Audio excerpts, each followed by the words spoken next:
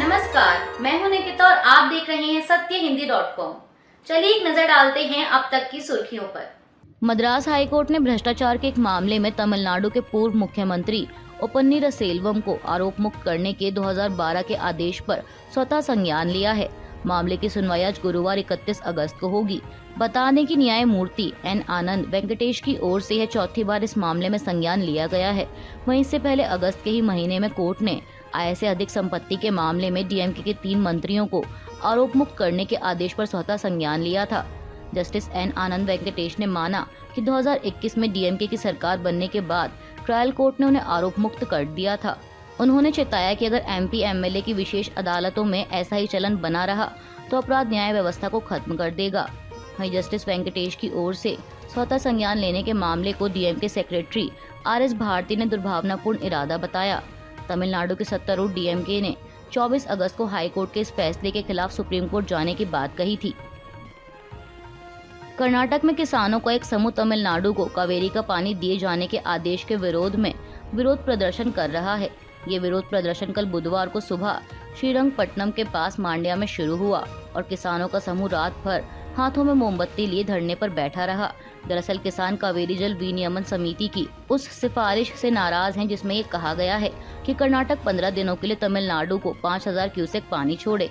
इस बीच उप मुख्यमंत्री डीके शिवकुमार ने कावेरी जल मुद्दे पर चर्चा के लिए दिल्ली जाने की योजना बनाई है। वहीं तमिलनाडु ने सुप्रीम कोर्ट का रुख किया है, जो कर्नाटक को पानी छोड़ने का निर्देश देने की राज्य की याचिका पर सुनवाई करेगा।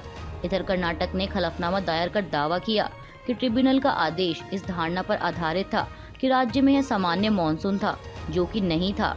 मुख्यमंत्री सिद्धरमैया ने कहा कि राज्य पानी छोड़ने का जोखिम नहीं उठा सकता क्योंकि इससे जलाशय खाली हो जाएंगे और पीने के पानी की कमी हो जाएगी। समाचार एजेंसी पीटीआई के अनुसार कर्नाटक के उप मुख्यमंत्री डीके शिवकुमार ने कहा कि मैं अपनी कानूनी टीम से मिलने के लिए गुरुवार को दिल्ली जा रहा हूं। मामले की सुनवाई शुक्रवार को होगी। तमिलनाडु द्वारा 24 से 25 टीएमसी की मांग के बाद हमारे विभाग के अधिकारियों ने बहुत ही अच्छी तरह से तर्क दिया है। हमने कहा कि हम 3000 क्यूसेक पानी दे सकते हैं। शिव कुमार ने कहा कि हम इस बात पर चर्चा करेंगे कि अदालत को राज्य की स्थिति समझाकर हम तमिलनाडु को छोड़े जाने वाले पानी को कितना कम कर सकते हैं। हम नहीं चाहते कि चाबियां किसी और को सौंपी जाएं। फिलहाल चाबियां हमारे पास हैं और हमें अपने किसानों की सुरक्षा करनी होगी। लोकसभा चुनाव 2024 में मोदी सरकार का मुकाबला करने के लिए बने 26 राजनीतिक दलों के गठबंधन इंडिया की तीसरी और अहम बैठक मुंबई में आयोजित की गई है। वहीं आज 31 अगस्त और कल 1 सितंबर को होने वाली इस बैठक से पहले विपक्षी गठबंधन में प्रधानमंत्री पद के चेहरे को लेकर चर्चाएं जोर पर है। दरअसल कुछ राजनीतिक दल के नेताओं ने अपने बयान में अपनी पार्टी के दिग्गज नेता को पीएम पद का चेहरा बनाने की इच्छा जाहिर की है। इनमें कांग्रेस नेता राहुल गांधी, पश्चिम बंगाल की मुख्यमंत्री ममता बनर्जी, दिल्ली के मुख्यमंत्री अरविंद केजरीवाल, शिवसेना उद्धव बालासाहेब ठाकरे प्रमुख उद्धव ठाकरे और समाजवादी पार्टी प्रमुख अखिलेश यादव शामिल हैं। हालांकि इनमें से ज्यादातर पार्टियों के शीर्ष नेतृत्व ने पीएम चेहरे की दावेदारी से फिलहाल इनकार किया है। उनका कहना है कि देश, लोकतंत्र और संविधान को बचाने के लिए वे एकजुट हुए हैं और विचारधारा भले ही अलग अलग हो, लेकिन सबका उद्देश्य एक है। विपक्षी गठबंधन इंडिया की तीसरी बैठक में शामिल होने के लिए पिता लालू प्रसाद यादव के साथ मुंबई पहुंचे तेजस्वी यादव ने पीएम पद के चेहरे पर अपने बयान में कहा कि जो भी इस देश का पीएम होगा वह मोदी से ज्यादा सच्चा होगा, मोदी से ज्यादा ईमानदार होगा। बिहार के डिप्टी सीएम ने कहा कि जनता की मांग पर हम सांप्रदायिक ताकतों से लड़ने के लिए एक साथ आए हैं। देश की जनता चाहती थी कि हम इस गठबंधन को बनाने का काम करें। हर कोई जानता है कि पीएम चुनने की प्रक्रिया क्या होती है। सांसद अपना नेता चुनेंगे। उन्होंने कहा कि इंडिया ब्लॉक से जो भी पीएम चुना जाएगा वो पीएम मोदी से अधिक ईमानदार होगा और लोगों के प्रति वफादार होगा। यूएस कांग्रेस ने Bharat America fighter jet engine समझौते को मंजूरी दे दी है। यूएस कांग्रेस को इस डील से कोई आपत्ति नहीं है। ये समझौता हिंदुस्तान एरोनॉटिक्स लिमिटेड और जीई एरोस्पेस के बीच हुआ है। इसमें अभूतपूर्व तकनीक हस्तांतरण, भारत में जेट इंजन का निर्माण और लाइसेंसिंग व्यवस्था शामिल है। हिंदुस्तान टाइम्स की एक रिपोर्ट के मुताबिक कैपिटल हिल के घटनाक्रम से वाकिफ एक शख्स ने कहा कि विधायी पक्ष से क्लियर है। प्रधानमंत्री नरेंद्र मोदी के दौरे से पहले ही इस डील को मंजूरी दे दी गई थी। प्रक्रिया के मुताबिक विदेश विभाग ने 28 जुलाई को सदन और सीनेट की विदेश संबंध समिति को सूचित किया।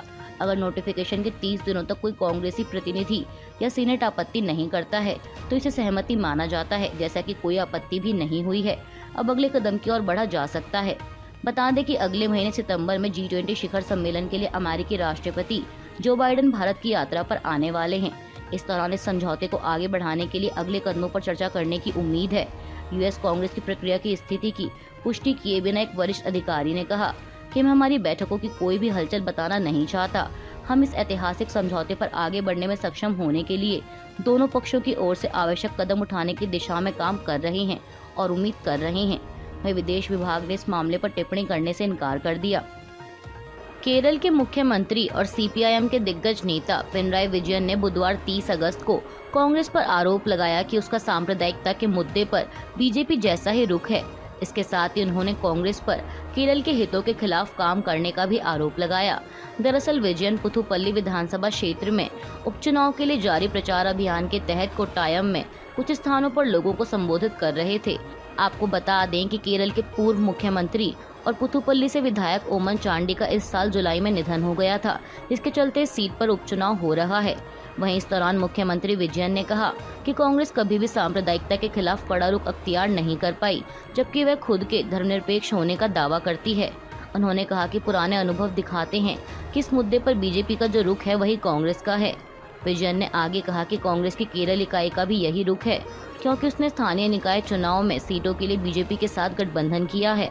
मुख्यमंत्री ने कहा कि यही वजह है कि कांग्रेस के नेता और पूर्व केंद्रीय मंत्री मणिशंकर अय्यर को कांग्रेस के वरिष्ठ दिवंगत नेता की आलोचना करनी पड़ी। गौरतलब है कि मणिशंकर अय्यर ने पिछले सप्ताह आरोप लगाया था कि पूर्व प्रधानमंत्री नरसिंह राव सांप्रदायिक थे और उन्हें देश में बीजेपी का पहला प्रधानमंत्री कहा था।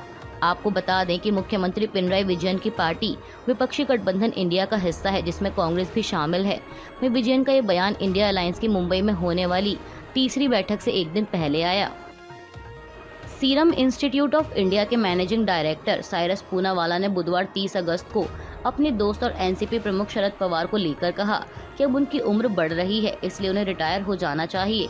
दरअसल पूनावाला इस साल के अंत में भारत में होने वाले मिस वर्ल्ड 2023 प्रतियोगिता से जुड़े एक मीट एंड ग्रीट कार्यक्रम में पहुंचे थे, जहां उनसे शरद पवार के भतीजे अजीत पवार के एकनाथ शिंदे के नेतृत्व वाली बीजेपी शिवसेना सरकार में शामिल होने के बाद एनसीपी में पड़ी फूट के बारे में सवाल पूछा गया। सवाल के जवाब में उन्होंने कहा कि शरद पवार के पास प्रधानमंत्री बनने के 2 मौके थे, हालांकि उन्होंने इन्हें गंवा दिया। वह एक चतुर व्यक्ति हैं। वह उस समय प्रधानमंत्री के रूप में देश की अच्छी सेवा कर सकते थे, लेकिन वे मौके हाथ से छूट गए। अब जिस तरह मेरी भी उम्र बढ़ रही है, वैसे ही उनकी भी उम्र बढ़ रही है, इसलिए अब उन्हें रिटायर हो जाना चाहिए। अभी के लिए बस इतना ही। बाकी की खबरों के लिए बने रहिए सत्यहिंदी.com के साथ।